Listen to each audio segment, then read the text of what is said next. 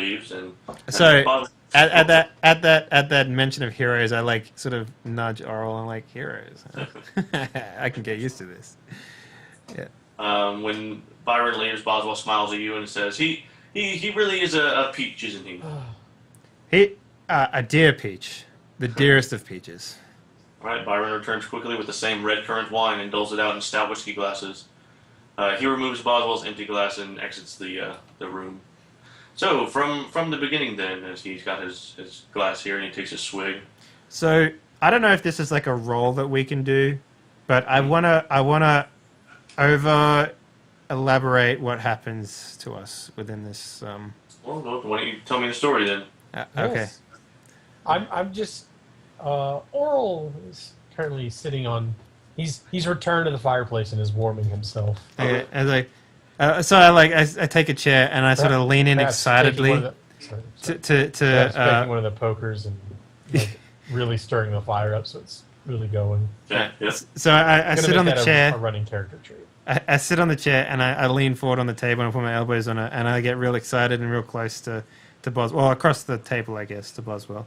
And I'm sitting there and it's like, so, here's what happened after we left your homestead. We walked. Hang on, let me get in character voice here. We walked down the we rode down the road a little bit and we came across an adventuring party of orcs. And these were savage beasts. There was like 3 or 4 of them. I can't recall now. It was such a flurry of action when we got there.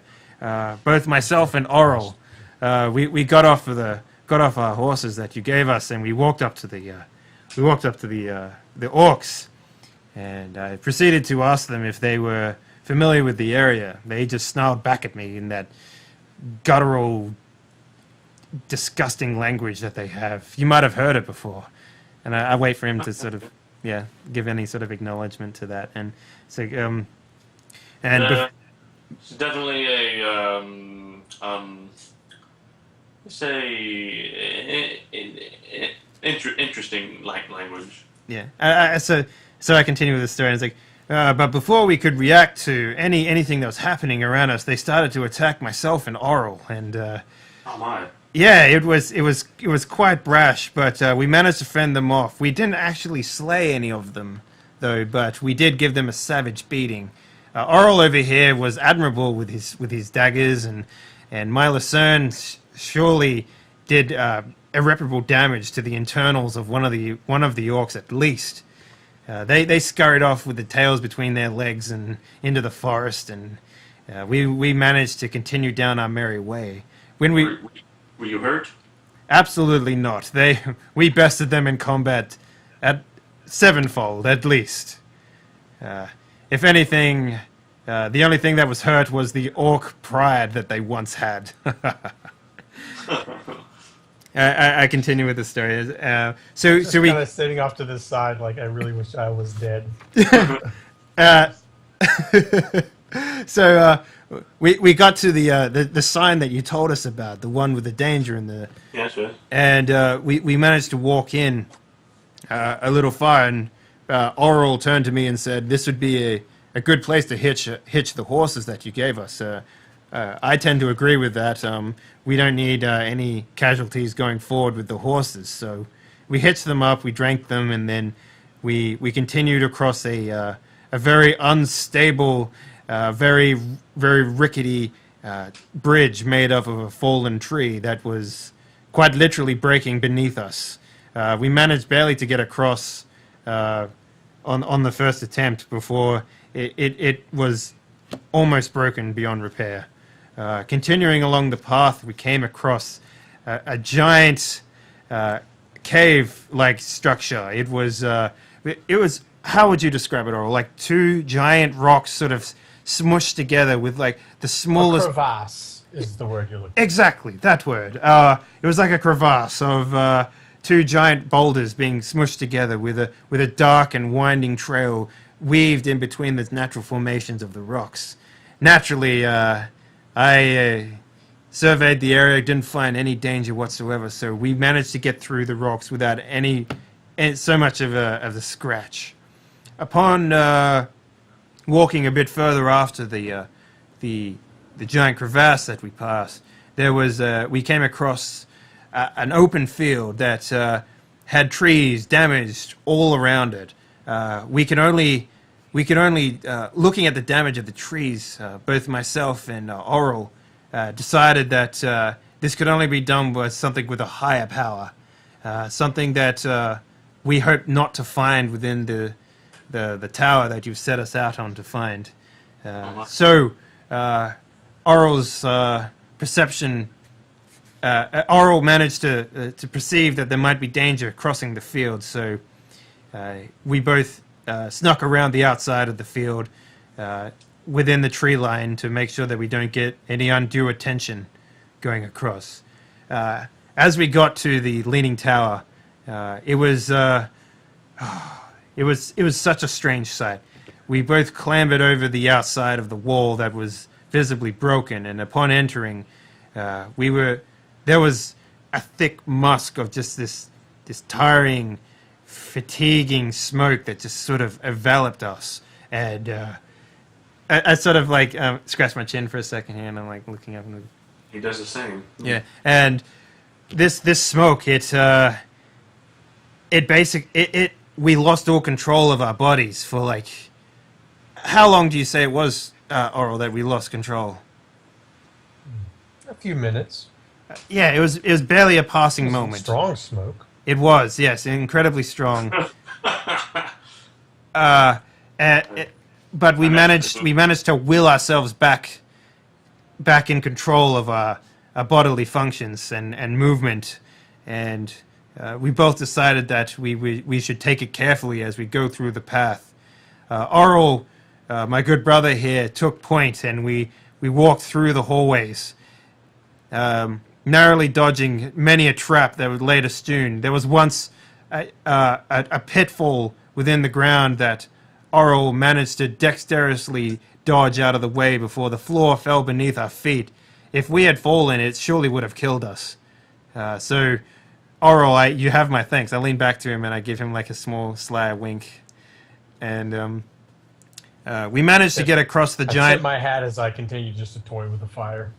We managed to cross the giant hole in the floor without too much trouble once the trap had been deactivated, and we moved across and we came into a room that was strained with books, battle damage everywhere, and there was about 5 or 6 skeletons on the floor, all withered in visible pain with cracked skulls and bones just asunder everywhere.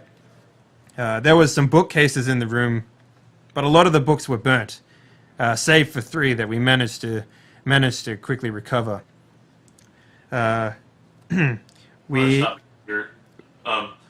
Boswell's gonna motion to Oral, and he's gonna kind of point at him, and then point at the books, like he's expecting you to open it and show him, like show and tell, like visual aid. Okay. I'll walk over to the books and kind of undo one of the duffel burlap, I guess, out of the sack that we made. Well, it's normally made, I guess I don't know what tapestries are made of, but it doesn't necessarily matter. Right. I guess what other cloth it may be there. But, and start taking books out and stacking them neatly next to one of the tables. Okay. Continue. We managed to look around the room, and they appeared to be scribes of some sort, manually taking down notes and whatnot. But what came into the room, I would not be able to describe to you. There was blood, like dried blood and skeletons, as far as the eye could see within this room itself. Not to interrupt you, but I have a question that may shed some light on the nature of this tower. I'm going to go in my pack and take out the square cloth with a symbol on it, and hand it to I've forgotten his name, the halfling. Terrible. Boswell. Hand it to Boswell and goes, "Do you know of anything to do with this symbol?" Okay, he'll take it from you, and he'll look at it, and he'll look his lips, and he'll put on his glasses, and he'll look at that too, and He'll say, I'm not sure off the top of my head, but give me give me some time, and I'll check my older tomes. And I sort of lean back into the table and I get back into my story, and I'm like, Oral there managed to pull that sigil off one of the cloaks of the one of the skeletons that was sitting in the room. Fascinating. Yeah, so it's a very interesting design. But what was more interesting, there was a door in the room. Hang on, I gotta get back into my voice here. There was a door in the room, and on the outside of the door was a giant a bull's head made out of steel and iron. It was very heavy, and it had like a giant nose ring coming out of it. It took both of us. I'm quite a strong man, but even I alone couldn't open this door. That's how big it was. And Oral, together, we managed to open this door. And inside the room was with a smaller room, and what contained within was all the books you see strewn around you, along with more battle-worn skeletons inside. There was a few that were dressed as scribes and few that were dressed as commoners. I couldn't tell you what happened there previously, but I can guarantee that it wasn't something that you and I would like to be around for too long. So, noticing how many books that we had in the room, I got an ingenious plan of taking down these tapestries, and like I like stand up and go over to the tapestry and I like pull it out to show him like the Minotaur shooting the lightning bolt. It's like, Yeah, well, he looks very interested in that. And we managed to collect all the books within the room that were salvageable, and we managed to make our way out, past the traps within the hallway, past the fog that almost paralyzed us for life, and we managed to make our way out and back to the horses without too much trouble. And then on the way back, we came across. Once we managed to find the horses, we mounted up and rode out, and on the way back, we came across a boy sitting against a tree. Oh, good. Yeah, sounds good. On further inspection, it was a puppet used to lure travelers off the road, and what attacked us was 3 goblins. Oh. And we dexterously dealt with the foes that attacked us. We landed the killing blow on one, and the other 2 ran away. Knowing that this would be a regular occurrence, we destroyed the puppet of the boy, and then we came back to you, and that is the tale, good sir. Oh my goodness. Seems. I look pretty chuffed with myself, and I like take another like big gulp of wine. Even greater adventurers than I could ever imagined. And to think it was so close to you this entire time. I know. But this is fascinating. These very clearly Minotaur icons and symbols. And I know I've seen something like this before, but Minotaurs are fairy tales. Alright, from what we saw in the room, it was plenty to describe the Minotaurs themselves, and maybe even one of these books might go into more detail. Yes. What are the topics here we have? I start going through some of them, and in no particular order, describing the book type and reading out the the title of the book as printed on the spine, or maybe even in the inner covers of the books themselves. And how many are there? In total, there's about. Hang on, let me just check.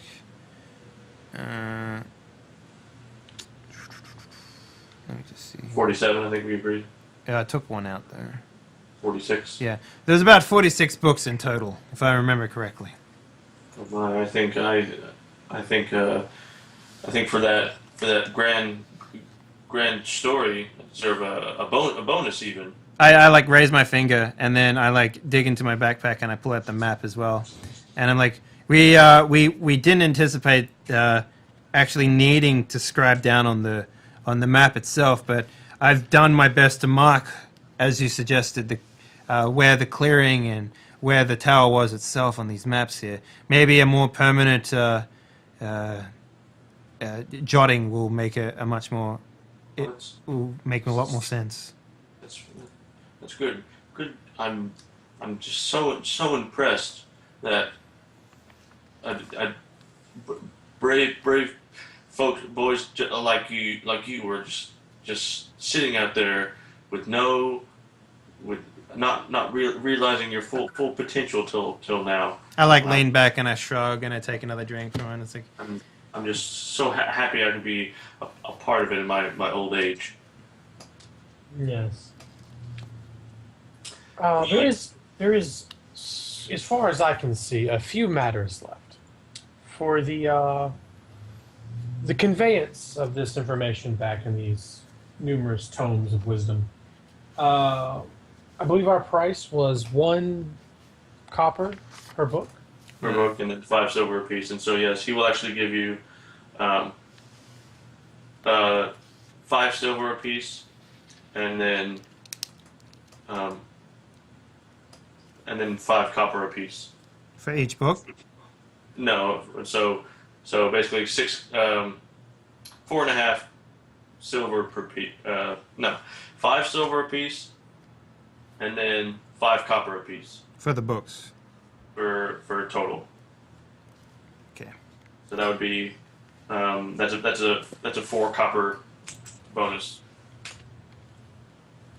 I look at the gold that he's given. Look at the money that he's given us, and I'm ecstatic. So what is it? All right. So we need to change money at some point. So we can't just it doesn't just go up. So. Oh right, the silver Walter coins weigh 1/10 of a pound each, and then the copper coins weigh 1/20 of a pound. The arch coins.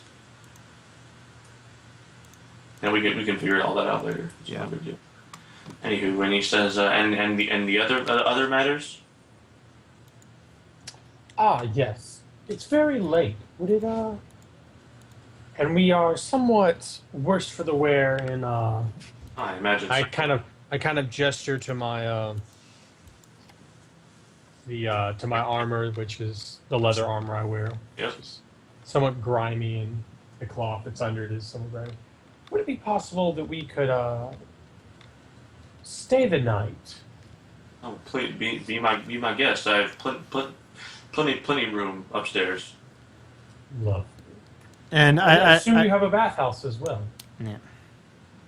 And he says, I will have Byron send some fresh water out to the stables where there's an adjoining bathhouse, which you probably saw. I appreciate it. Yeah.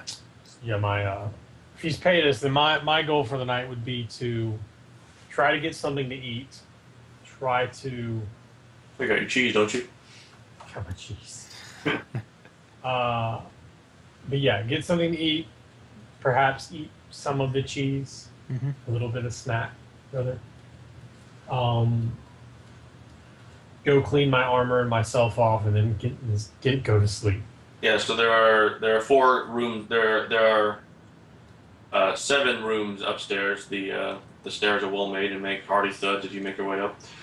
4 of which have kind of tin, like the metal tin numbers on them: 1, 2, 3, and 4. And then there are 3 unmarked rooms, presumably for Chuck and John and Byron. Okay.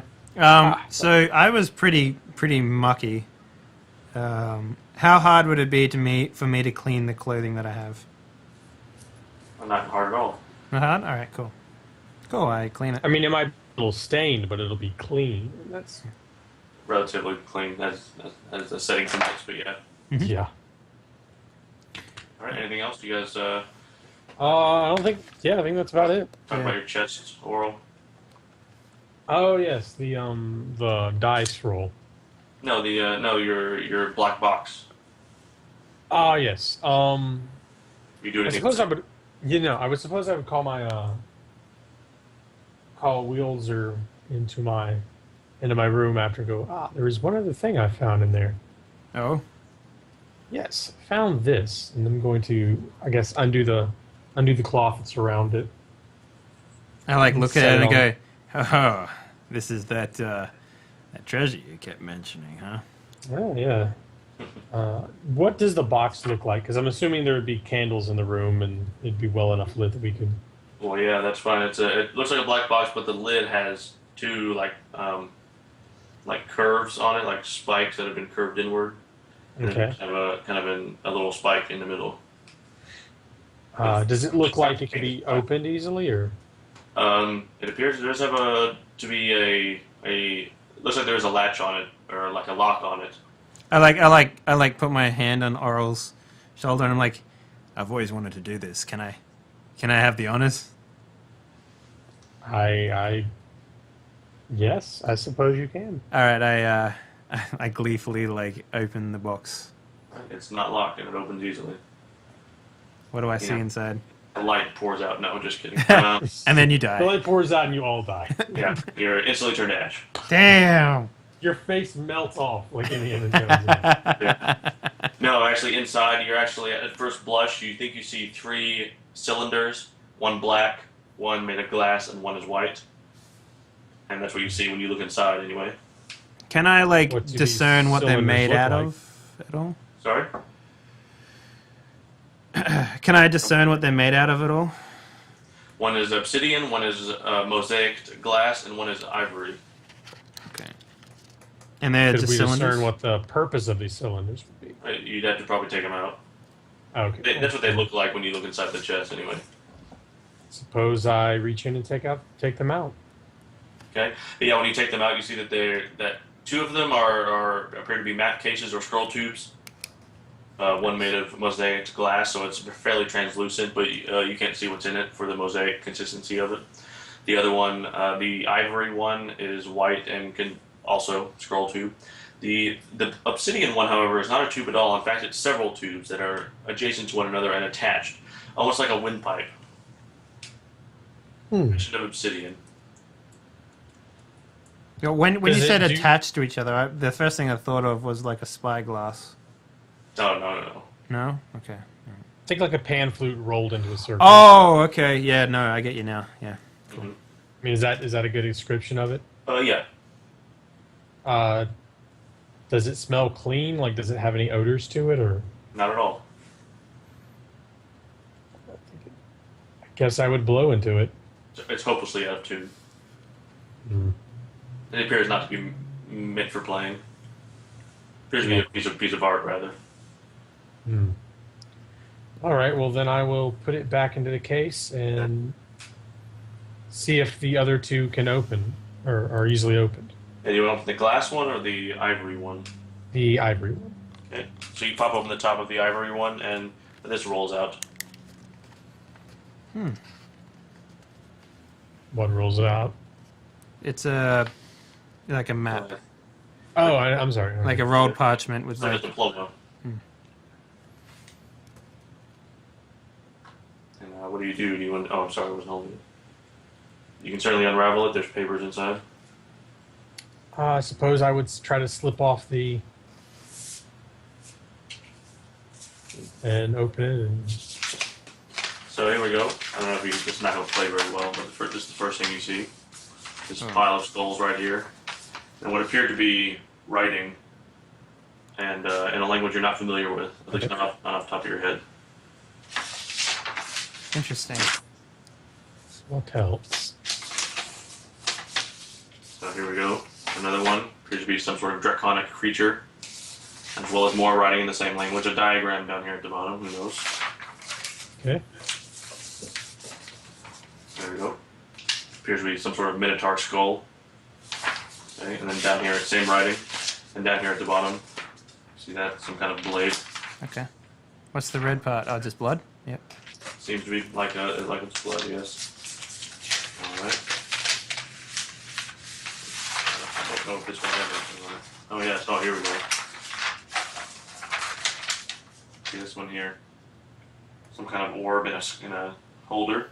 Okay. Okay. Okay. Same writing. And then the last one, they're a blue egg shape, red, and then a white one and a gold circle, and then a drawing of very clearly a Minotaur and a grass skirt with a headsman's axe. All right, so Legit I want buff Minotaur. to look at the Minotaur head. Does it resemble the door handle that we opened before? It does not. The one on the door handle appeared to have like flesh on it. That one seemed to be a skull. Okay. Okay, is there any? I guess so, but it at a cursory glance, I would have realized that I could not read any of this. Right. Not. Maybe if you made read languages, you could tell what language it was, and maybe get some insight. But for now, we don't. Yeah. Right. Not off the top of your head. You can't read it. Okay, then I guess the last thing to do would be to try to open the glass one. Okay. Yeah. Same thing opens up. You find a similar. Right here, just one paper though. Oh, okay. You see this? It's a different language, different writing. So seems to be the bottom right here. A kneeling supplicant. Okay. Different language though. And suppose I would look it over with my brother, and we turn to Welzer and be like, "We'll need to find somebody who can read this."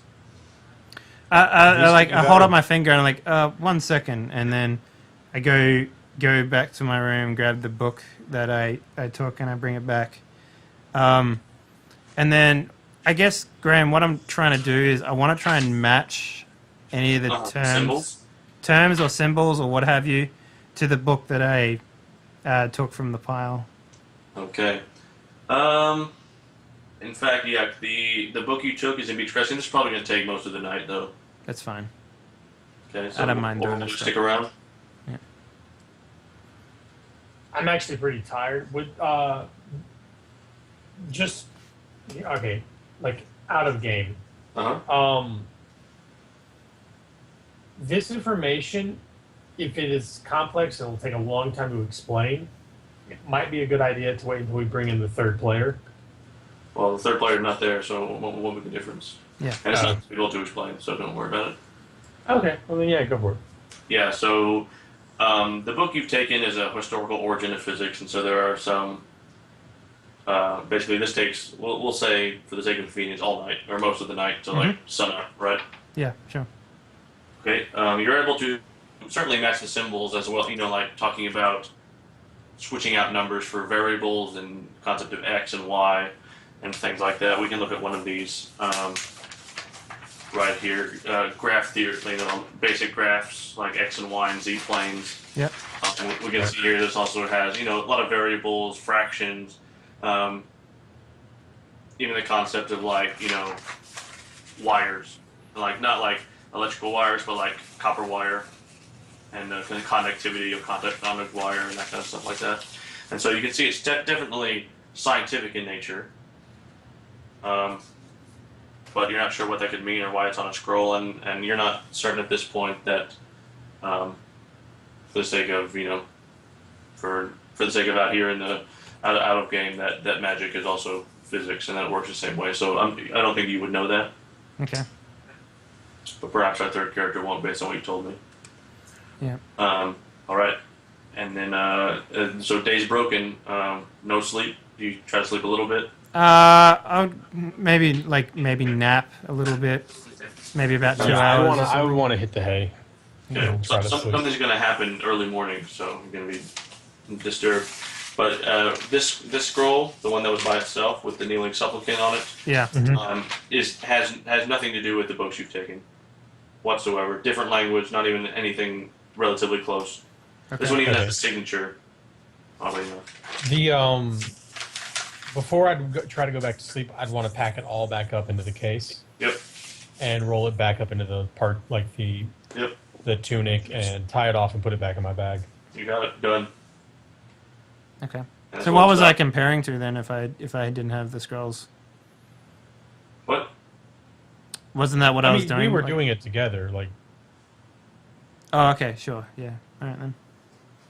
I just meant at the end of it when you're like, all right, I'm tired, I'm going to sleep. Okay, cool. I wouldn't just leave them out in the room. Okay. I would say that I'd maybe have like 3 hours sleep before daybreak. Yeah. That's probably where I'd go. And so